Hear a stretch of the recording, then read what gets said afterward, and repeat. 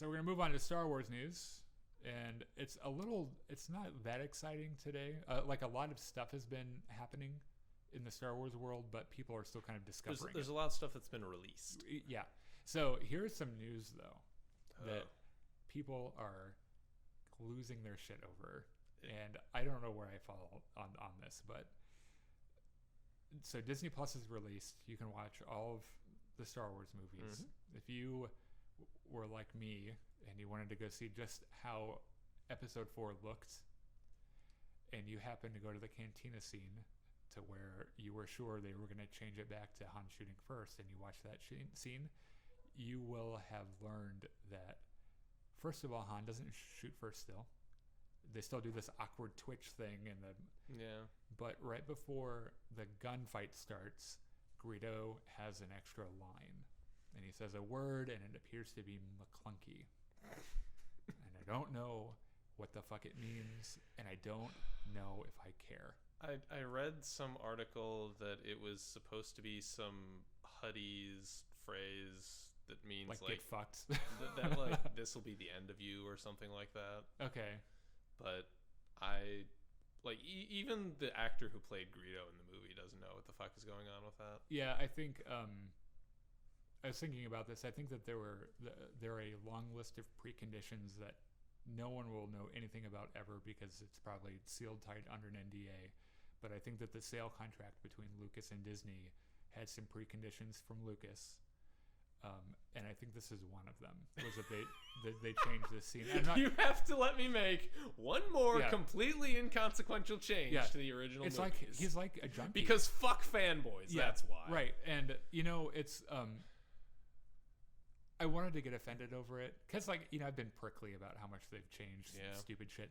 On one hand, you have to hand it to Lucas. He had a vision that was far ahead of the technology to allow him to realize it. Yeah, right? Absolutely. Not only did he not have the technology, he didn't even have the friends to do it at that point when he was filming that movie. Like the guy that was supposed to make all the creatures, the first guy he hired, just didn't show up to work.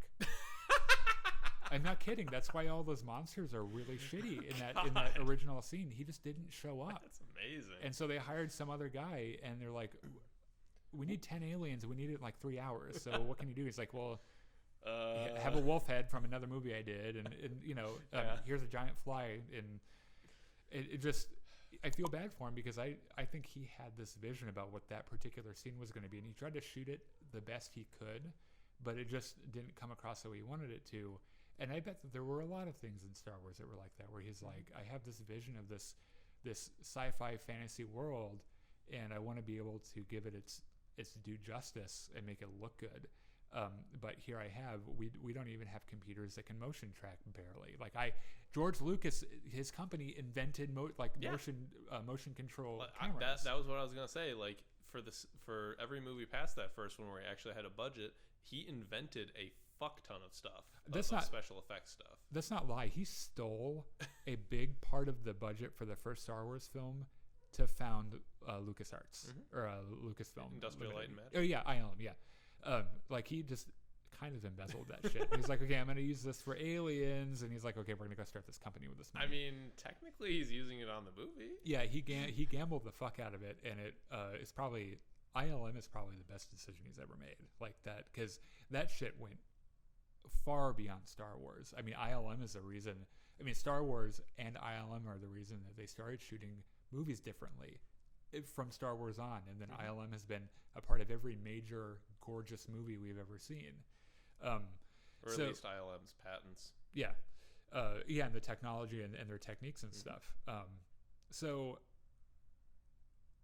one asks why, and I don't care. Because it's still not what he wants. Yeah, I don't care. I watched it the first time. I was like, okay, is he Scottish now? Yeah. And then after, I read some comments, because if you want to be a part of a really good discourse in Star Wars, go look at comments on Facebook. And I flipped through some comments, and I was just like, who the fuck cares? It's one line. It's one fucking line that doesn't mean anything from a character that only gets 3 seconds of screen time anyway. Yeah. Like, I was a little bit more upset that they didn't just turn it back to Han shooting first. But even then, like, George Lucas had an okay. I mean, he's always said that these movies were for kids, and he didn't like the idea of one of their big heroes murdering someone in cold blood, pretty much. I disagree that it's murdering in cold blood. I don't think it was that. I don't. I wish that they would change it back. Like, if like I'm a Han shot first. I mean, it moves Han a little more into anti-hero territory, but like, because they're never interesting. But the point is, Han at that point was not this like knight in shining armor type. He was a scoundrel. Yeah, he was a douchebag. He was an asshole. He only saved Princess Leia because he assumed he'd get paid for it. Yeah, he called Jabba a great human being. Yeah, like he's a racist motherfucker. So does it matter? No. Doesn't matter. I don't give a single fuck about it. So we're gonna move on now. Like, if they superimpose an aged down Hayden Christensen onto Luke Skywalker's face for the entirety of the original trilogy movies, then I'll flip my table and freak the fuck out. Yeah, because that's something worth arguing. Yeah, and getting upset about. No one cares about Greedo. That's why they killed him. He wasn't supposed to do anything anyway.